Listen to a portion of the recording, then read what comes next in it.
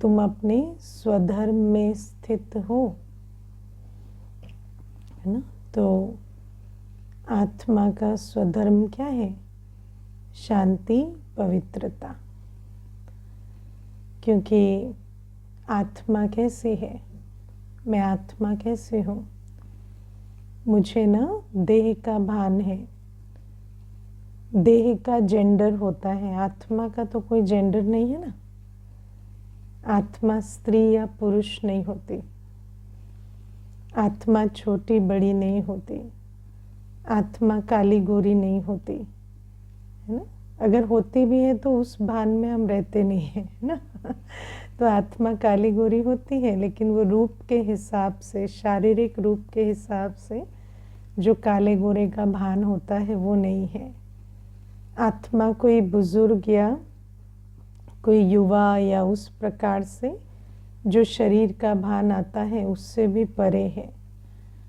तो बाबा कहते हैं कि जब हम अपने आत्मिक स्वरूप, अपने आत्मिक धर्म में स्थित होते हैं, तो हम जो विकारों की खींच होती है हमें देह भान में, उनसे परे रहते हैं, है ना। पहले तो आत्मिक स्मृति में रहेंगे कि मैं आत्मा हूँ, तब तो स्त्री पुरुष के भान से परे रहेंगे, है ना। अगर आत्मिक स्मृति नहीं है, स्थिति नहीं है, तो फिर स्त्री पुरुष का भान तो खींचेगा।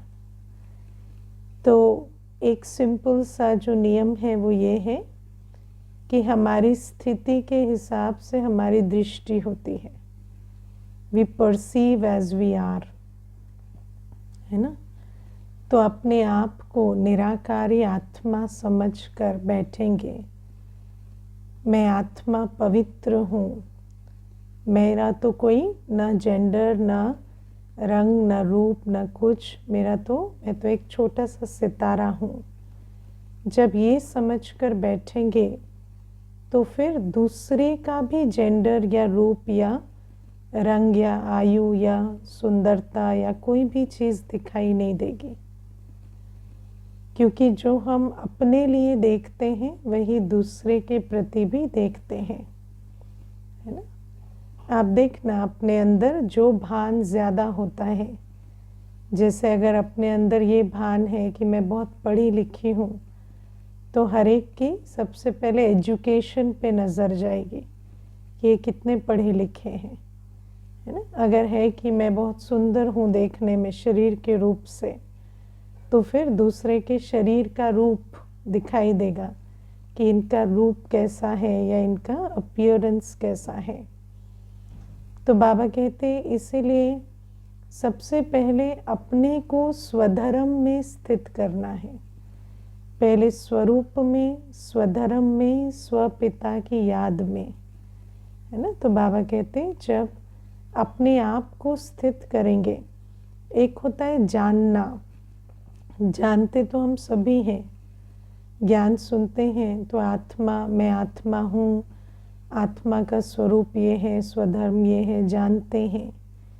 लेकिन जो हम जानते हैं, क्या वो हमारी अवस्था है, क्या वो हमारी अवेयरनेस में है, स्मृति में है।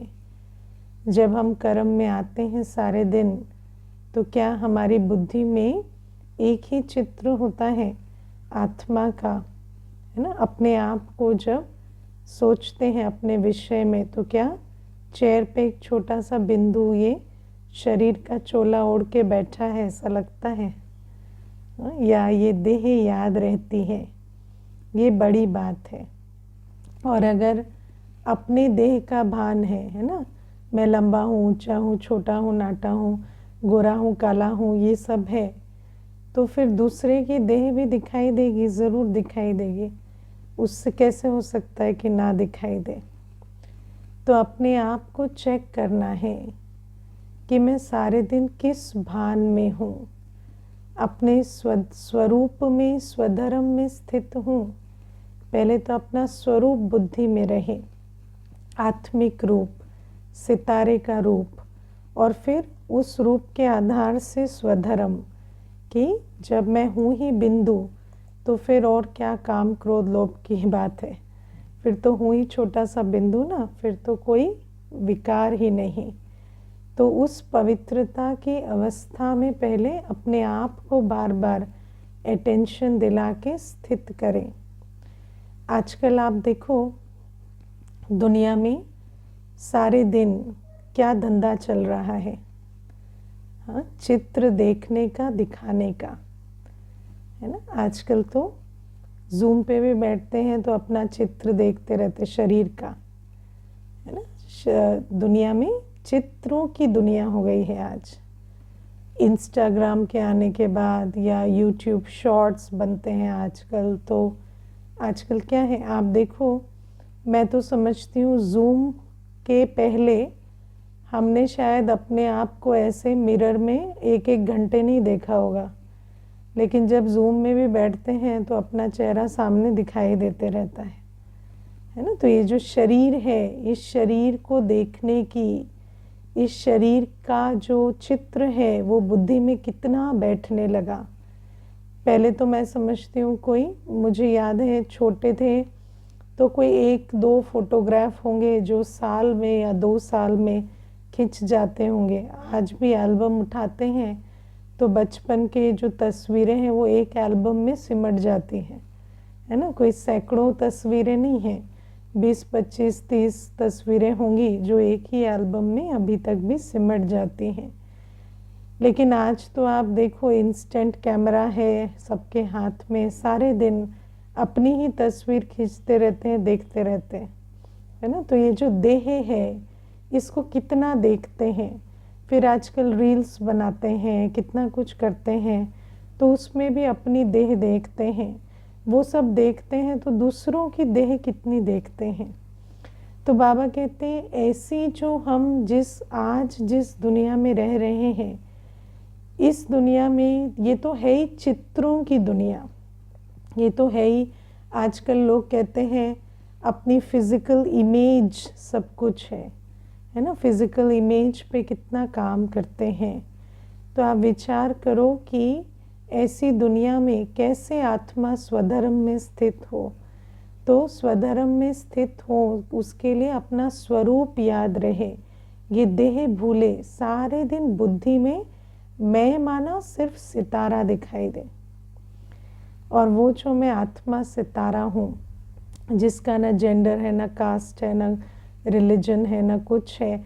आत्मा का रिलीजन अलग है, देह के जेंडर, कास्ट, रिलीजन, आयु, रंग भेद से परे मैं जो आत्मा हूँ, मैं अपने स्वधर्म में स्थित हो जाऊँ कि मेरा स्वरूप कैसा है, मेरे गुण कैसे हैं, मेरी आयु कैसी है ना, मेरा धर्म क्या है, मैं उसमें स्थित हो जाऊँ। जब इतना अभ्यास करेंगे तब जाकर दूसरों की देह देखने की आदत छूटेगी, और जैसे ही देह दिखाई देती है तो फिर उस देह भान से विभिन्न प्रकार के विकार जो हैं वो उत्पन्न होते हैं, है ना। आंखें धोखा देती हैं, लेकिन आंखों के पीछे क्या है, आंखों के पीछे दृष्टि है ना। दृष्टि जिसका आधार क्या है, स्मृति। स्मृति, वृत्ति, दृष्टि, 3 बातें हैं।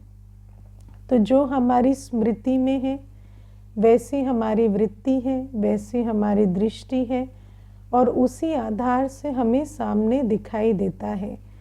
देखती कौन है, आत्मा देखती है ना आँखों के द्वारा।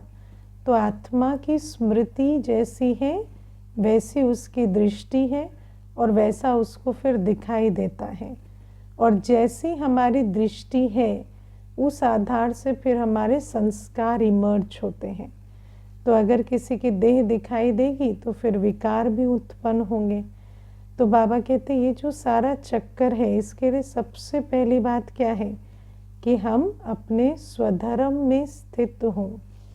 अब सिर्फ ज्ञान लेने से नहीं होगा, लेकिन स्वधर्म में एक्चुअली स्थित होना होगा, अभ्यास करना पड़ेगा। अमृत वेला सोएंगे तो नहीं होगा। अमृत वेले बैठकर अपनी आत्मिक स्वरूप, आत्मिक जो हमारा जो स्वधर्म है उसमें स्थित होने का अभ्यास करना पड़े।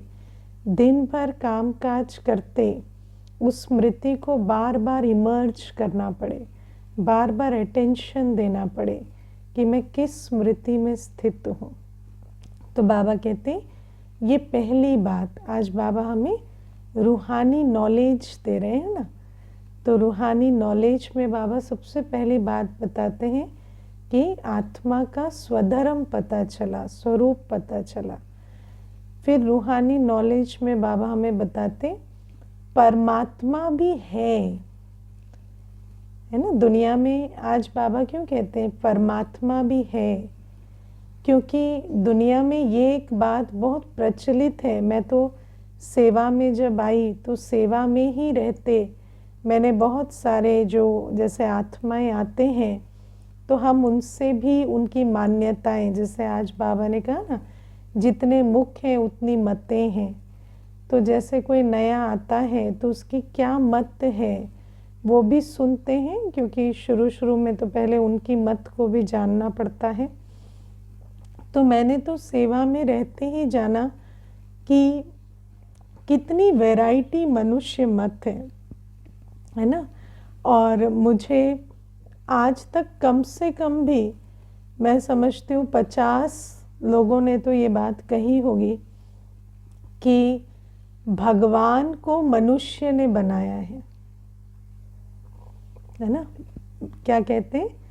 भगवान एक मनुष्य की रचना है। और उनको पूछो कि भगवान को क्यों बनाया है मनुष्यों ने, तो कहते हैं ताकि कोई तो हो जिससे मनुष्य डरे। तो मनुष्यों ने भगवान की रचना की ताकि मनुष्य के मन में डर पैदा हो। ये एक बहुत प्रचलित मत है जो दुनिया में चलती है। और लोग समझते हैं कि शायद भगवान है नहीं, परम पिता कोई है नहीं, ये भी एक ह्यूमन क्रिएशन है ना। और मैं आपको बताऊं, एक स्कूल ऑफ थॉट है, मैं भी नाम नहीं लूँगी, लेकिन बहुत प्रचलित स्कूल ऑफ थॉट है जिसके मिलियंस ऑफ फॉलोअर्स हैं।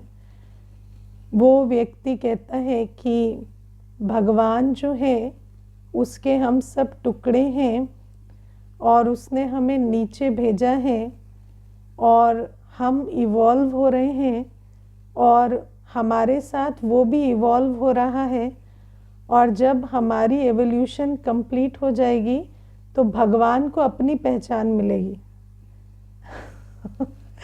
मतलब हम यहाँ पर जैसे इवॉल्व हो, क्योंकि दुनिया में तो समझते हैं ना कि इवोल्यूशन है, तो वो कहते हैं कि ये इवोल्यूशन होते होते आत्मा जब अपनी परम इंटेलिजेंस पे पहुँचेगी तो फिर परमात्मा के पास जाके मिलेगी, तो परमात्मा फिर पूरा होगा। तो परमात्मा अभी अधूरा बैठा है ना। तो इस प्रकार की भी फिलॉसफीज़ हैं। और अगर आप विभिन्न स्कूल ऑफ थॉट में देखो, वैसे ऊपर से ना सब गीता सुनाते हैं, रामायण सुनाते हैं, लेकिन अगर आप डीपली जाएंगे तो हर साधु की, हर संत की भी एक फ़िलॉसफी ज़रूर होती है। वो फिर एक फ़िलॉसफी देते हैं टाइम के बारे में, परमात्मा के बारे में। और जब आप उसको सुनेंगे तो आप भौचक्के रह जाएंगे, ऐसी बातें वो कहते हैं। तो बाबा कहते हैं इसीलिए ये जो परमात्मा के बारे में भी कि परमात्मा को मनुष्य ने बनाया, बाबा कहते हैं ऐसा नहीं है। बाबा कहते कोई भी चीज़ है ना, जैसे एक जीव आत्मा है तो बिना एक जीव के वो नहीं आ सकती, है ना। एक जीव आत्मा का पिता है। ऐसे ही बाबा कहते तुम आत्मा का भी मैं पिता हूँ, मैं परम पिता हूँ। तुम भी ऐसे निधन के नहीं हो। जैसे एक बच्चा होता है जिसकी जिम्मेवारी एक माता पिता के रूप में शरीर की जिम्मेवारी लेने के लिए नियुक्त होते हैं ड्रामा अनुसार, ऐसे मैं आत्माओं का पिता हूँ। और बाबा कहते मुझे मनुष्य ने क्या बना दिया, और मैं जो परम पिता हूँ मैं किस प्रकार से आकर अपना कर्तव्य संगम युग में निभाता हूँ, कैसे मैं ज्ञान सागर हूँ, पतित पावन हूँ, कैसे आकर नर्क को स्वर्ग बनाता हूँ, ये सब बातें तुम ही समझते हो, बाकी और कोई नहीं समझते। तो बाबा कहते हैं ये रूहानी नॉलेज है जो बाबा हमें देते हैं। दुनिया में रूहानी ज्ञान कोई है नहीं, क्योंकि स्पिरिचुअलिटी या स्पिरिचुअल नॉलेज देने वाले को यदि आप पूछेंगे कि आत्मा क्या है, परमात्मा क्या है, तो कहते हैं हमें नहीं पता। लेकिन जब तक आत्मा क्या है, परमात्मा क्या है ही नहीं पता, तो फिर रूहानी नॉलेज क्या हुई। तो बाबा कहते हैं मैं तुम्हें आत्मा, परमात्मा, आत्मा के तीनों कालों, लोकों, सबका ज्ञान देता हूँ। तो सबसे पहले तुम अपने स्वधर्म को, स्वरूप को जानते हो, फिर तुम अपने स्वपिता को जानते हो, फिर तुम उस पिता को जानने के आधार से अपने आप को ठीक से जान पाते हो कि मैं कौन हूँ, कैसी हूँ। और फिर बाबा आज हमें एक बहुत बढ़िया बात कहते हैं कि हम जो भी आत्माएं हैं, आज तक हम सुनते आए हैं कि हम सब भाई भाई हैं, है ना, लेकिन हम भाई भाई कैसे हैं वो किसी को नहीं पता। तो बाबा कहते हैं कि तुम सब एक ही घर में अपने पिता के साथ भाई भाई की तरह रहते थे परम धाम में, और फिर तुम नीचे आए हो पाठ बजाने, है ना। आप विचार करो, हर आत्मा जो इस सृष्टि रंगमंच पर पाठ बजा रही है वो कौन है? वो मेरा आत्मा भाई है। आत्मा भाई जिसके साथ मेरा स्नेह का संबंध है। एक पिता की हम संतान हैं। अभी इस सृष्टि रंगमंच पर हम भिन्न भिन्न पाठ बजा रहे हैं। अब आप एक विचार करके देखो, मानो एक लौकिक परिवार में 4 भाई हैं और वो चारों भाई एक ड्रामा में हिस्सा लेते हैं, एक प्ले में पार्ट बजाते हैं, और चारों में से एक पुलिस बनता है, दूसरा चोर बनता है ना। तो उस ड्रामा में भी वो रोल प्ले तो करेंगे ना। तो पुलिस चोर के पीछे भाग रही है, उसको पिटाई भी लगा रही है, लेकिन जब वो पिटाई भी लगाएगा तो उसको याद क्या रहेगा? ये तो रोल है ना, असली में मेरा भाई है। तो पिटाई लगाएगा लेकिन जोर से नहीं लगाएगा, है कि नहीं। तो बाबा कहते हैं ऐसे ही हम भी सब आत्माएं भाई भाई हैं, और इस संसार में हमें पाठ बजाना है। मैं आज जब सोच रही थी कि ये भाई भाई की जो स्मृति है ये कितनी सुंदर है, कि आप देखो हमें एक दूसरे के साथ काम करना है, करवाना है, पढ़ना है, पढ़ाना है, आगे बढ़ना है, बढ़ाना है, लेकिन किसी को चोट नहीं पहुंचानी है, किसी को चोट नहीं पहुंचानी है। बाबा हमें कहते हैं हम हर रोल प्ले करें इस संसार में, इस रंगमंच पर। मानो किसी का पाठ है बॉस का, किसी का है नौकर का, तो कोई बात नहीं, वो नौकरी करे, वो बॉस बने, वो ऑर्डर दे, ये ले, लेकिन अंदर अगर मालूम है कि ये भी एक आत्मा है, पिता की संतान है, तो ऑर्डर देते हुए, लेते हुए चोट नहीं पहुंचाएंगे एक दूसरे को। हम कितने प्रकार से, जो बाबा कहते हैं ना हिंसा, काम की, क्रोध की हिंसा, वो जो हिंसा होती है, जो मनसा से होती है, वाचा से होती है, कर्मणा से होती है, तो बाबा कहते हैं ये विकारों की हिंसा इसीलिए होती है क्योंकि हम भूल गए हैं कि ये आत्मा मेरा भाई है। और बाबा ये भी नहीं कहते भाई बहन, क्योंकि भाई बहन में भी शरीर की बात आ जाती है, लेकिन बाबा कहते हैं हम भाई भाई हैं। अपने आप को याद करो, मैं परम धाम निवासी, परम पिता परमात्मा की संतान हूँ, और ये भी जो मेरे सामने है ये भी परम धाम निवासी, परम पिता परमात्मा की संतान, ज्योति बिंदु आत्मा है। हम इस स्टेज पे पाठ बजा रहे हैं, हर एक को अपना पाठ बजाना है। बाबा को ये नहीं कहते कि तुम उसका पाठ बजाओ। मानो आपने घर में किसी को काम के लिए रखा है तो वो काम करे, आपका काम है उसको काम बताना तो आप बताएं। ऐसी बात नहीं है कि आपको उठ के उसका हाथ बटाना है, ना भी बटाएं कोई बात नहीं, लेकिन चोट ना पहुंचाए, है ना। क्योंकि कई प्रकार से हम मनसा से, वाचा से, जब हम देहभान में होते हैं, देह अभिमान में होते हैं, तो हम एक दूसरे पर हिंसा करते हैं, काम की, क्रोध की, खासकर हिंसा। और बाबा कहते हैं जब हम आत्मा अपने स्वधर्म में है, भाई भाई की स्मृति में है, तो वहाँ हिंसा नहीं होती, वहाँ बहुत बैलेंस होता है। वहाँ अपना पार्ट भी बजाएंगे और अपनी रूहानियत में भी स्थित रहेंगे। रूहानियत में स्थित रहने में कभी पार्ट बजाने में कॉम्प्रोमाइज़ नहीं होता। ऐसा नहीं है कि माता माँ का रोल ना निभाए या बच्चा आज्ञाकारी ना बने, सब कुछ बने, लेकिन जब आत्मिक दृष्टि होती है, आत्मिक स्मृति होती है, तो विकारों की हिंसा नहीं होती। वहाँ हमें अपनी रूहानी मर्यादा याद रहती है कि मैं आत्मा इस आत्मा के साथ ये वाली मर्यादा क्रॉस नहीं कर सकती, है ना। जैसे घर में भी भाई बहन होते हैं, तो क्या एक दूसरे को कुछ कहते नहीं क्या, या कोई साथ में काम नहीं करते, या डांटते नहीं, या क्या नहीं करते, लेकिन उनको मालूम होता है कि मुझे इसको सब कुछ प्यार से करना है। और प्यार से करना मतलब प्यार की एक्टिंग नहीं होती है, प्यार एक रूहानी, है ना। प्यार ऐसा है कि जहाँ प्यार होता है वहाँ आपको प्यार की अक्ल आ जाती है कि कितना करना है, कैसे करना है, कहाँ नहीं करना है। तो प्यार का भी एक सेंस होता है, जिसके साथ आपको रूहानी स्नेह होता है, आपको विधि पता चल जाती है कि कितना इनके साथ किस प्रकार से चलना है। क्योंकि वो प्यार की जो द इंटेलिजेंस ऑफ लव है ना, वो लव भी आपको एक इंटेलिजेंस देता है कि इस प्रकार से इनके साथ चलें।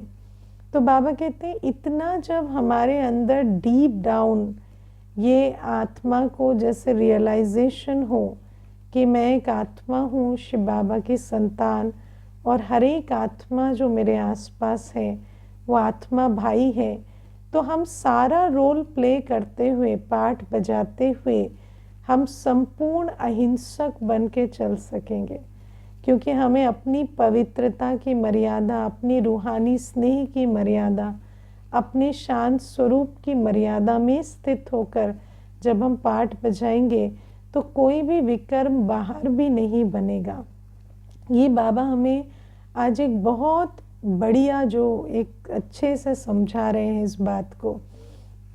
मैं कभी कभी बहुत विचार करती हूँ और कई बार एग्जाम्पल भी देती हूँ। आप देखो, बिल्ली होती है ना, तो अपने बच्चे को जब जन्म लेता है तो उसको दांत में दबाकर और घुमाती है ना, इधर उधर लेकर जाती है। अब आप सोचो पकड़ती कैसे, दांत से पकड़ती है ना। लेकिन उसको पता है, आप सोचो एक जानवर है, उस जानवर को इतना अक्ल कैसे आता है कि वो दांत इतना नहीं दबाती कि उस बच्चे को चोट पहुंचे। तो वो अक्ल आती है प्यार से, है ना। ये प्यार की अक्ल है। जब प्यार होता है तो आपको पता होता है कि कितना करना है, कैसे करना है। तो बाबा कहते हैं ये जो रूहानी स्नेह है, अब बाबा भी हमारे साथ इतना बैलेंस से कैसे चलता है, क्योंकि पवित्रता का सागर है, स्नेह का सागर है। तो जब आत्मा अपनी संपूर्ण स्थिति में होती है तो उसका हर कर्म ऑटोमेटिकली एक्यूरेट होता है। तो बाबा भी हमें कहते हैं तुम भी जितना मेरे से योग युक्त रहोगे, तुम्हारे भी कर्म युक्ति युक्त होंगे, तुम भी विकर्माजीत बनेंगे। क्योंकि जितना हम अपने आप को, अपने बाप को, अपने स्वधर्म की स्मृति में और स्वपिता की याद में रहेंगे, उतने हमारे कर्मों में भी रूहानियत और एक्यूरेसी आती जाएगी और हम भी विकर्मों से बचते जाएंगे। तो ये बात आज बाबा हमें कहते हैं। और बाबा हमें कहते हैं तुम्हें इस भाई भाई की स्मृति से अपनी दृष्टि को सिविल बनाना है ना। किसी भी आत्मा के प्रति हमारी वृत्ति दृष्टि कामी क्रोधी ना हो, किसी भी आत्मा को हम एक्सप्लॉइट करने की ना सोचें।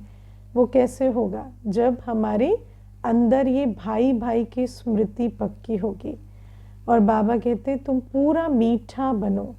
मीठा माना निर्विकारी, मीठा माना स्वीट टॉकर नहीं, है ना। दुनिया में जैसे मुझे एक माता कहती थी, मेरी बहन जितना मेरे बच्चों से मीठा बोलती है, मैं तो बोल ही नहीं पाती हूँ।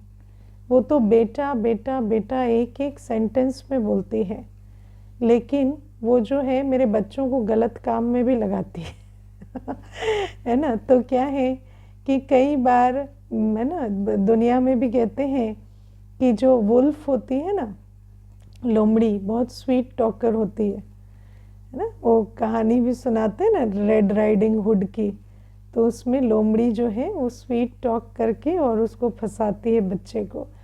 तो बाबा कहते हैं ऐसे ही ये जो मीठा बनना माना ऐसे नहीं कि सिर्फ ऊपर ऊपर से मीठा, वो वाला नहीं। मीठा माना संपूर्ण निर्विकारी।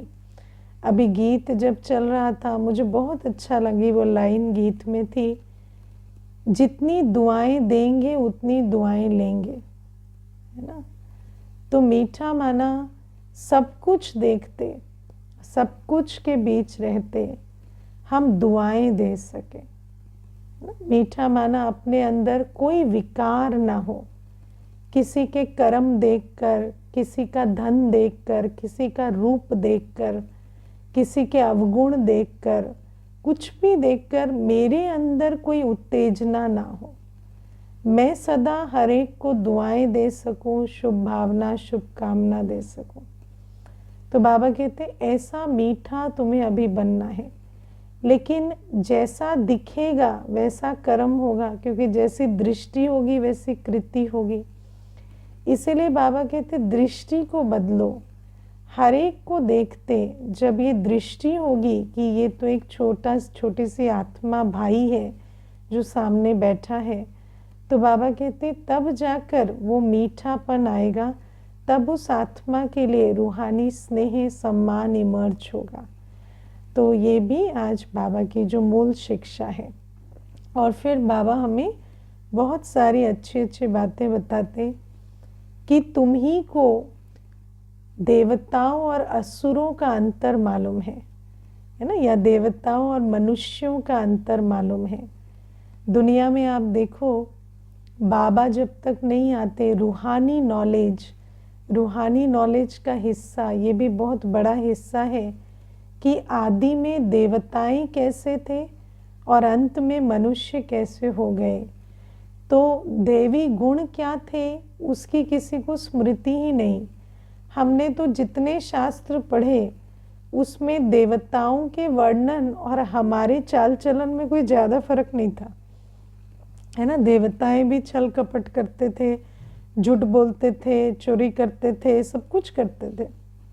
तो क्या कहें, व्यसन करते थे, हर प्रकार की, चाहे जीवन शैली की बात हो, चाहे वृत्ति की बात हो, हर चीज़ में हमने जो कहानियाँ पढ़ी उसमें कहीं भी देवताएं एक्चुअली कैसे थे, या पवित्र दैवी दुनिया कैसी थी, या दैवी गुण क्या होते हैं, वो हमें मालूम नहीं था।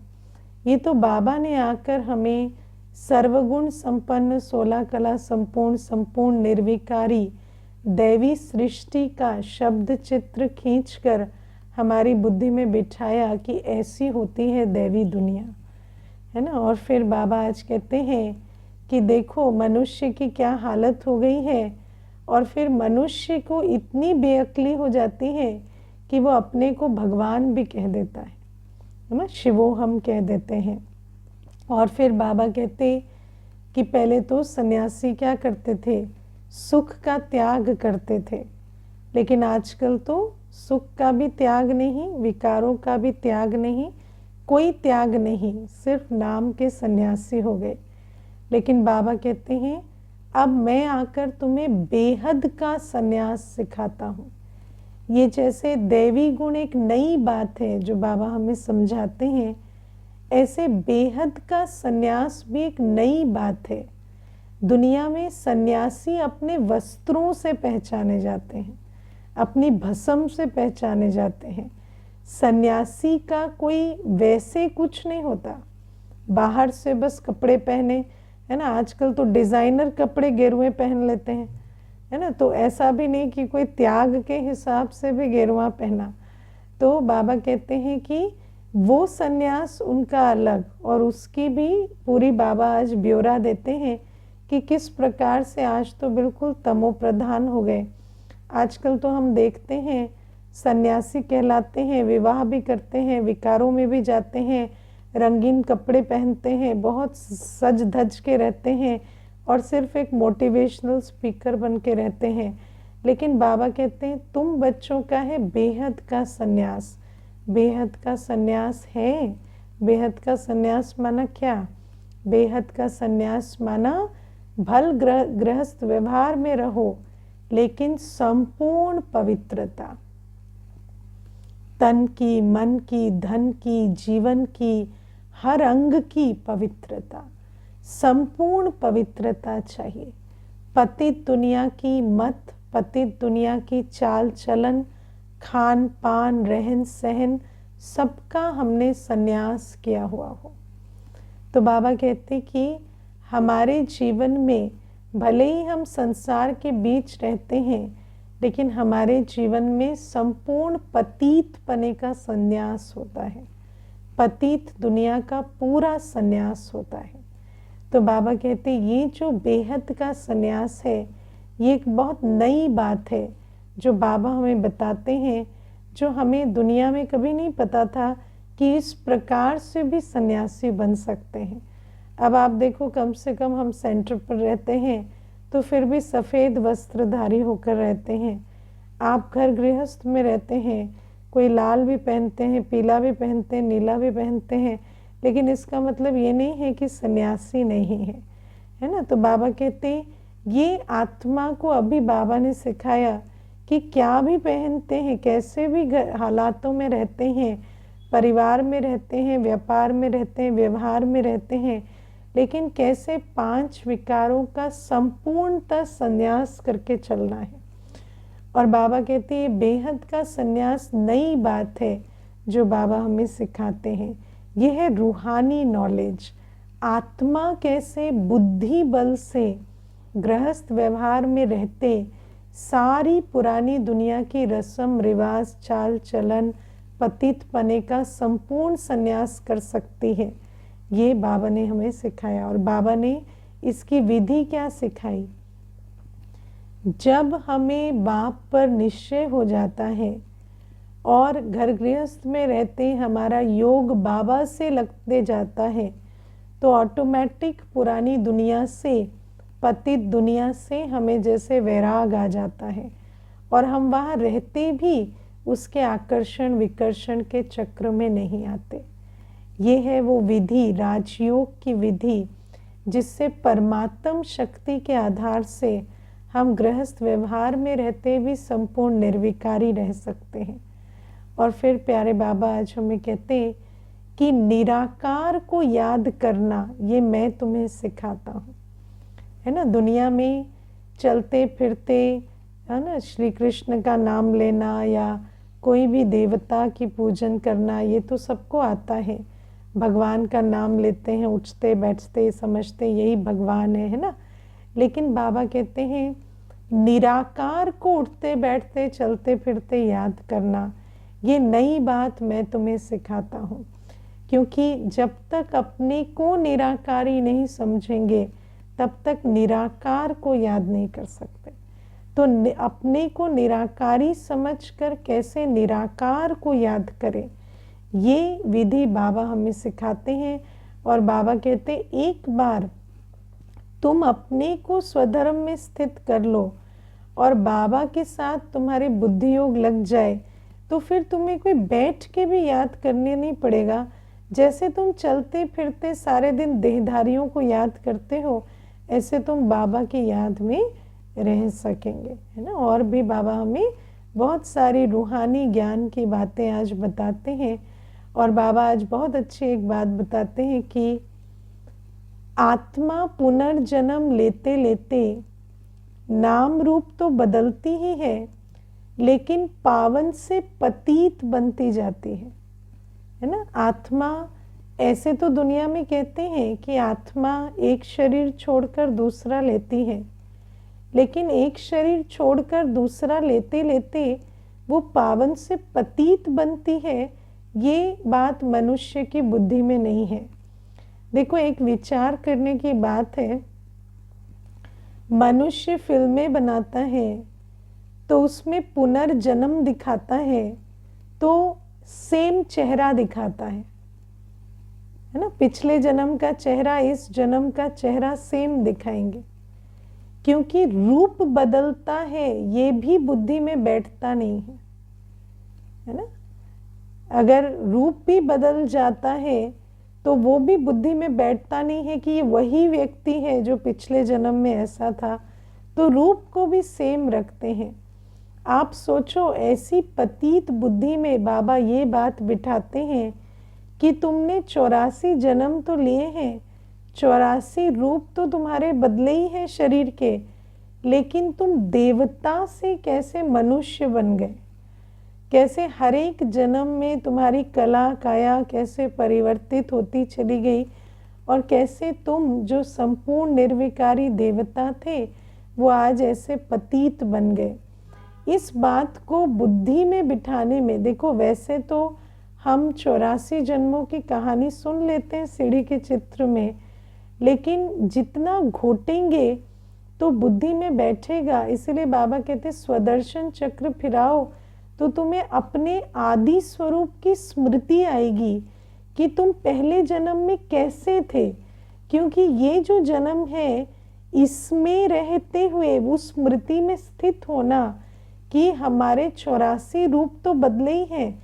सतो प्रधान तत्वों का शरीर कैसा था और उसमें दैवी गुण वाली मैं आत्मा कैसी थी।